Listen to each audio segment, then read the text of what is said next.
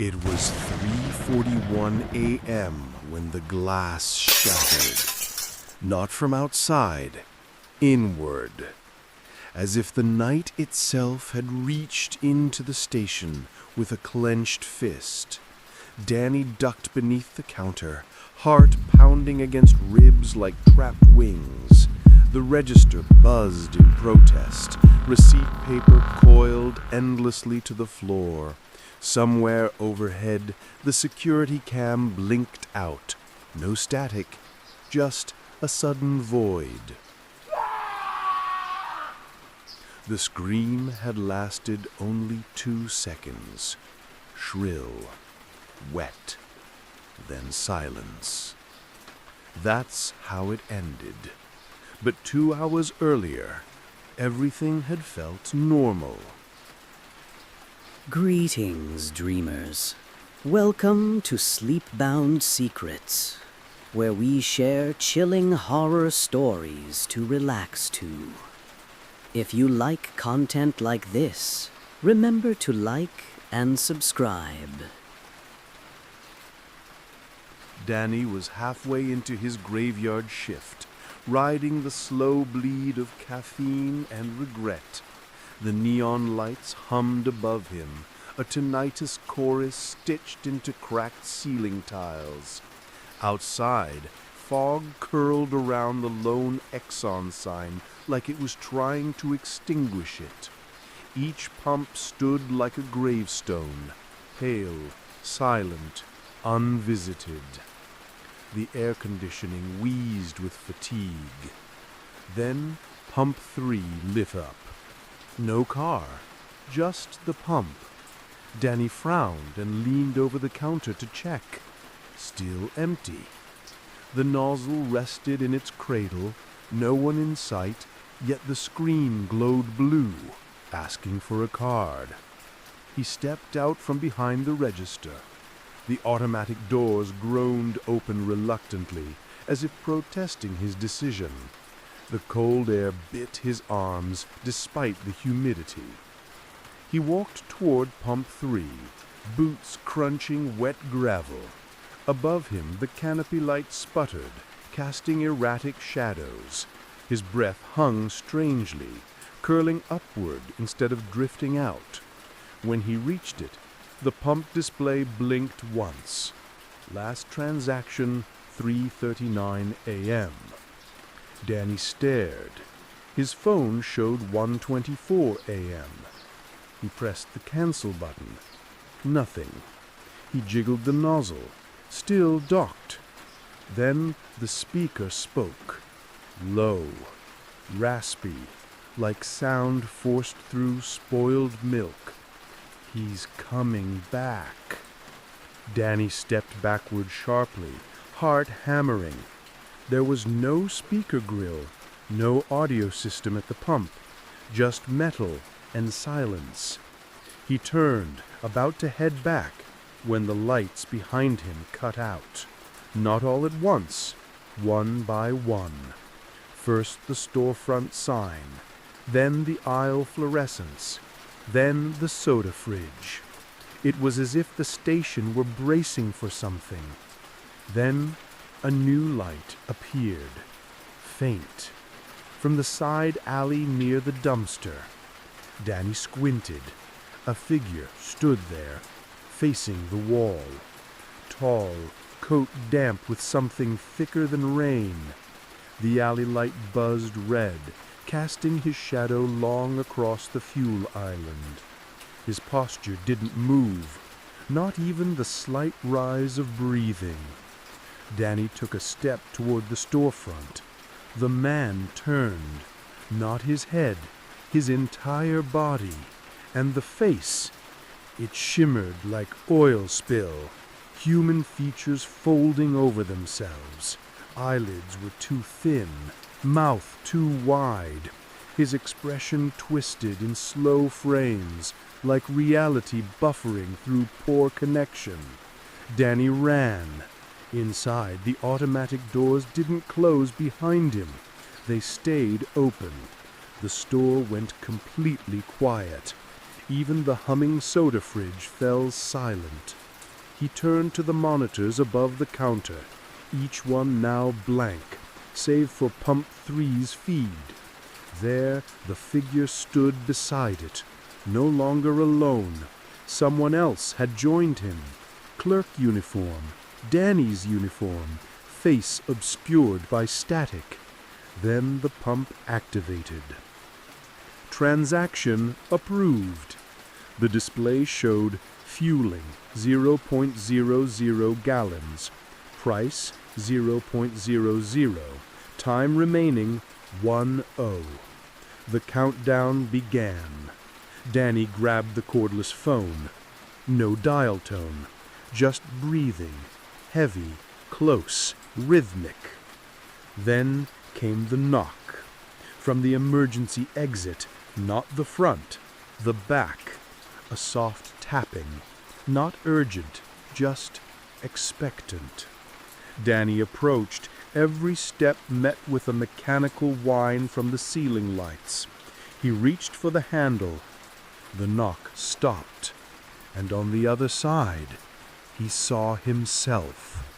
For one breath, a perfect mirror, his own face staring back, then gone. He stumbled back to the counter and hit every panic button under the register. Nothing triggered, no alarms, just static on every monitor, now bleeding into the display glass. The fog outside thickened unnaturally, pressing against the windows like swollen fabric. All light turned a dull green. Pump Three's countdown hit 0. The nozzle lifted itself, and the figure began walking toward the store. Danny reached for the crowbar under the counter, hands slick with fear sweat. But the man didn't enter. He stood in the doorway and dropped something onto the mat. A receipt. Danny stepped forward slowly, crowbar ready. He picked it up. Total 0.00. Cashier, Daniel Graves. Time served, 3:41 a.m. Next shift, forever. The receipt curled in his hand like it was breathing. Then the glass shattered inward. The glass shards tumbled inward like teeth from an open jaw. The receipt in his hand pulsed faintly, warmth radiating from the ink itself, as if the words were freshly spoken rather than printed. Behind the shattered entrance, the man from Pump 3 stepped through. Each footfall didn't echo. It absorbed sound. Like silence followed him, dragging across the linoleum floor in his wake. Danny retreated toward the soda aisle, crowbar clenched tight. The overhead lights didn't flicker now. They dimmed in acknowledgement, muted, like they didn't want to see what came next. The figure paused in front of the counter. It didn't look at Danny. It looked directly at the receipt printer. And the printer responded, chattering violently, spitting out line after line.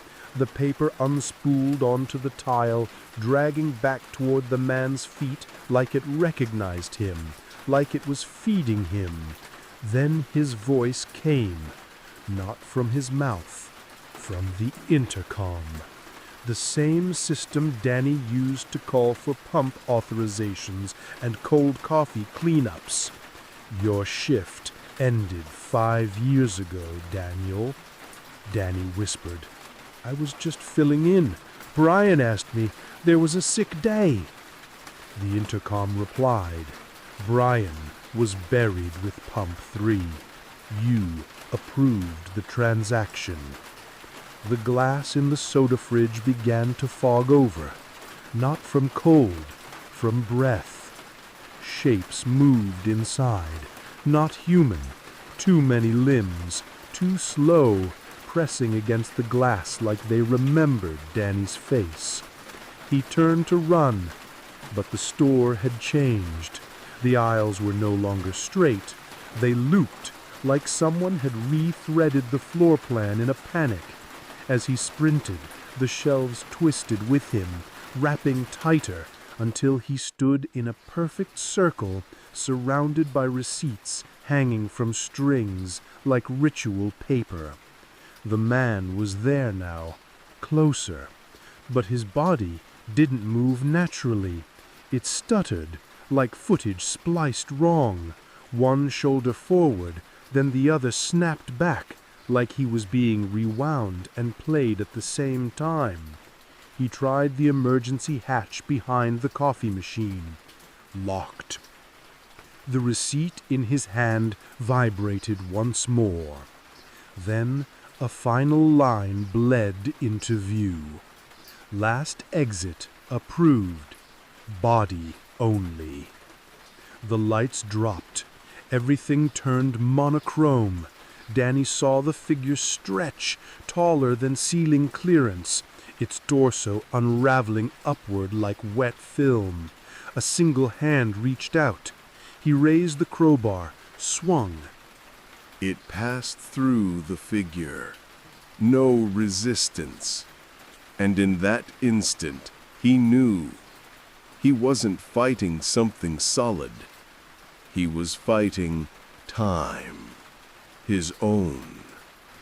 The receipt burned against his palm as memory flooded in. He had worked this station before. He had filled in for Brian. He had opened Pump 3 when it was sealed. And he had never left. Just a loop. An eternal midnight shift. One last transaction. Danny dropped the crowbar. The receipt curled like smoke. And when the morning clerk arrived at 7:01 a.m., unlocking the front door with sleepy eyes and whistling low, the station was immaculate. Lights full. No broken glass. Pump 3 offline. No sign of a night shift. Just one receipt folded neatly beside the register.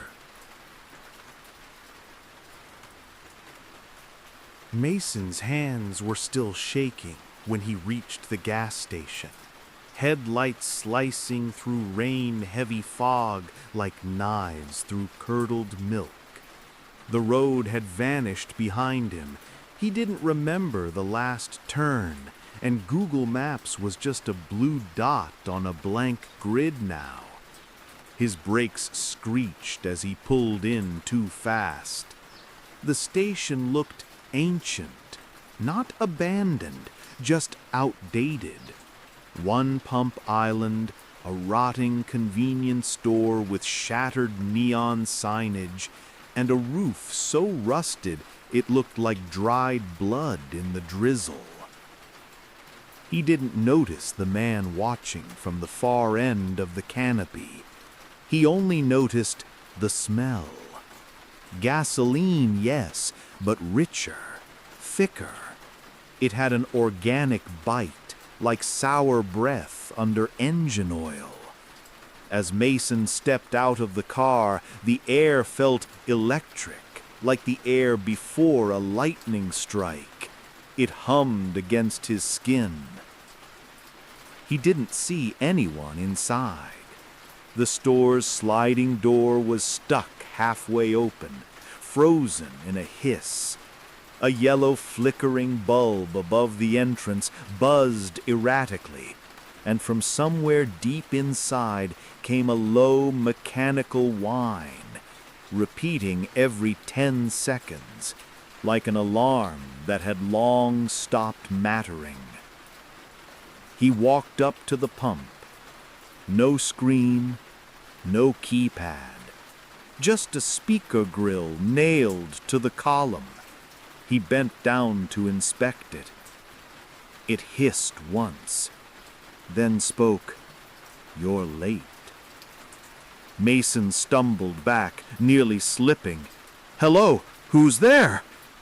No answer, just the hollow static, curling softly like a whisper through gravel.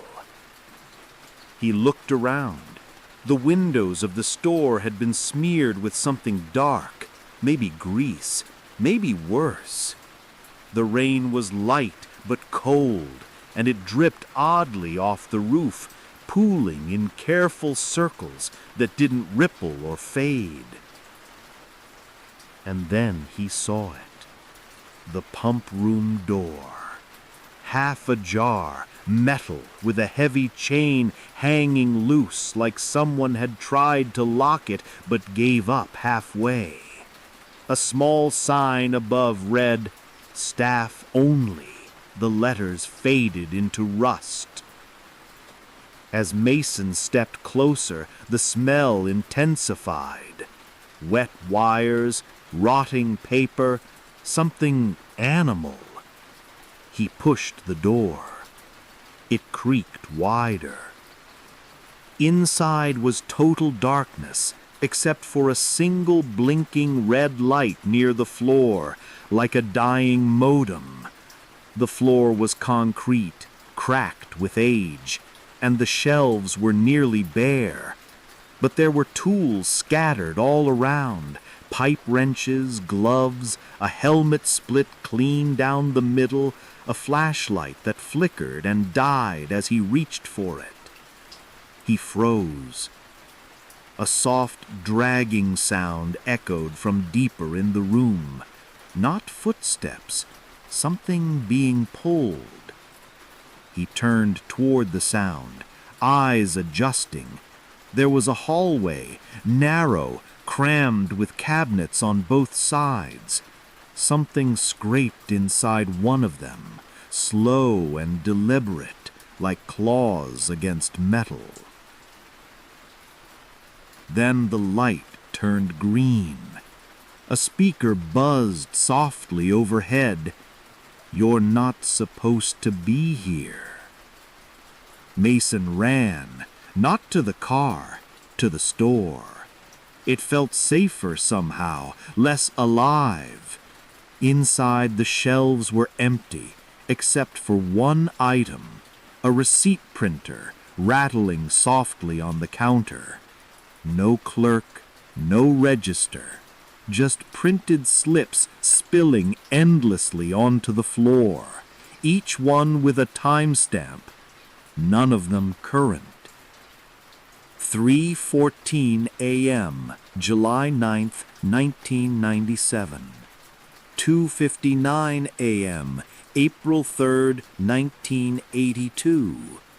4:22 a.m., December 25th, 2004. He reached down and picked one.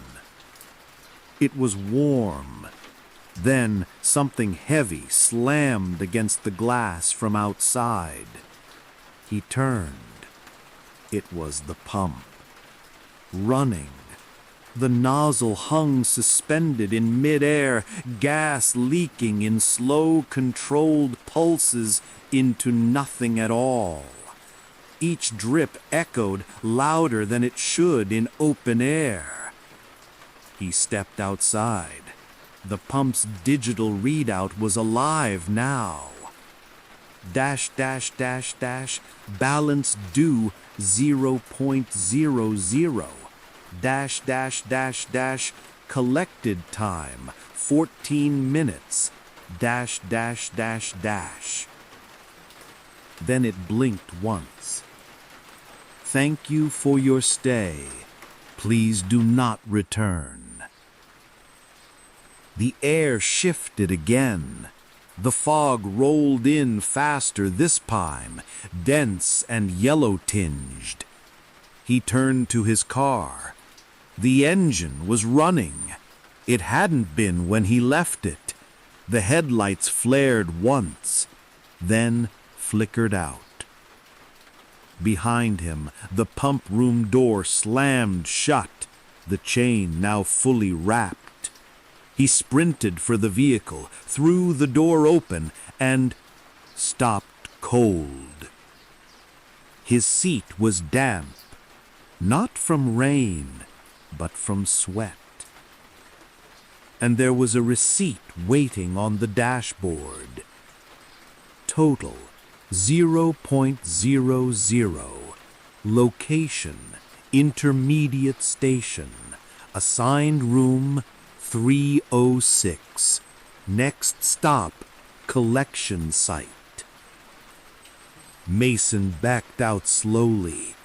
The pump hissed once more. Something stood beside it. Not a man. Too tall. Too long. Its reflection in the wet asphalt was clearer than its form, and Mason felt his thoughts wobble, like his brain was being recorded on an old VHS tape. Static, distortion, something looping wrong. He got in the car, started driving. The GPS blinked back online. Route, unknown. ETA, classified. Behind him, the gas station faded, not into distance, but absence, like it was never there. Only the receipt remained. The forest had been endless. Trees huddled so close the sky barely breathed through them. Colin's car had limped for miles on flickering warning lights, each turn deeper into roads he didn't remember choosing. Then the fog came, sudden and heavy, rolling over the windshield like poured concrete. He lost sight of the road in seconds, so when the gas station appeared ahead, glowing faint amber in the mist, it felt less like rescue and more like bait. The sign read, Station Zero. He parked unevenly. The wheels crunched into gravel too soft to be real, almost like dried leaves over damp soil.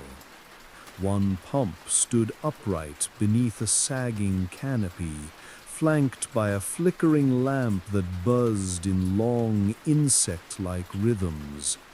Colin stepped out. The air was still, but wrong. It didn't move around him. It pressed. The station looked untouched by time. No rust, no graffiti, no dust. Yet the gas price sign listed nothing, just blank panels. Inside, the store was dimly lit with pale overhead tubes that gave off a greenish hue, like the color of hospital walls just before anesthesia kicks in. A single cooler rattled from the corner, filled with unlabeled bottles that shifted ever so slightly when he looked too hard. No clerk. Only a single door behind the counter marked Staff Room, Authorized Entry Only. He walked to the register and saw the bell, the kind you press with your palm. It was warm. He tapped it. Nothing. Then, behind the counter, a whisper. No voice, just the sound of someone breathing. He leaned over and saw a set of footprints, bare, wet. They led toward the staff room door. He followed. The door creaked open before his hand touched the knob. Inside, the light pulsed. Walls lined with plastic sheeting. Tubes hung from the ceiling, empty but moving, twitching with phantom motion. At the far end was a chair, a recliner, like something pulled from a therapist's office and repurposed. Sitting in it was a man, or something that once resembled one. His skin looked airbrushed, too smooth, too pale. His head was tilted back, mouth just barely open, and from the corners of his lips, thin black tendrils extended upward into the tubes. His eyes were open, watching Colin without blinking. Then his lips moved, not speech, just a twitch. Behind him, a buzzer sounded. He spun. The staff room door had shut behind him, locked. The whisper came again, not from the man, from the ceiling. Do not ask him his name. Colin stepped back, heart racing, looking for another exit. The far corner had a hatch, half concealed behind crates labeled with dates that didn't make sense. Some listed months that didn't exist. Others had dates that hadn't happened yet. Colin pushed the crates aside and opened the hatch. A narrow passage descended into darkness. A cold draft rose, damp and sharp like old blood. As he climbed down, the hatch shut above him. Now the passage stretched beyond logic. The walls were lined with hundreds of photographs. Each one showed the station. Same angle, same lighting, but the vehicles parked outside were different. Old cars, horse-drawn carriages, a van with a satellite dish. Then Colin's car, exactly how he'd parked it. In the last photo, someone stood beside the pump. It wasn't Colin. It looked like the man from the chair, but his eyes were missing, just raw sockets gazing out. Colin turned and ran, but the hallway had changed again, leading straight back to the store, though now it was empty. No shelves, no cooler, just mirrors. Every wall reflected Colin from angles that didn't align. His feet moved, but his reflection stayed still.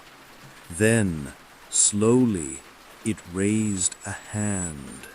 Something was behind him. He turned. The man from the chair stood there, upright and silent.